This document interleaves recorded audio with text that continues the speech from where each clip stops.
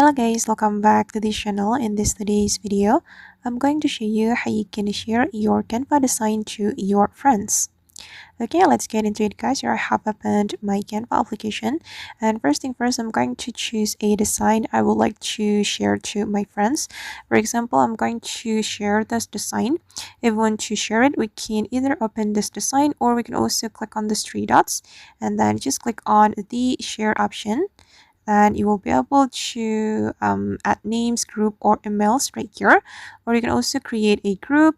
You can also copy the link. Just select this, anyone with the link, and then you will be able to make them as editor, viewer, or commenter.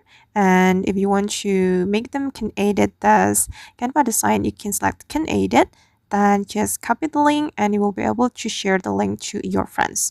Or you can also open the design, and then you just need to click on the three dots. Wait, you can click on these three dots and then you can click on share, and you just need to do the step I have told you before.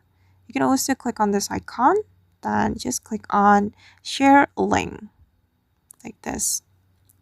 Alright guys, and that's all the way to share Canva design to our friends. I hope this tutorial will be useful for you. Thank you so much for watching and see you in the next video.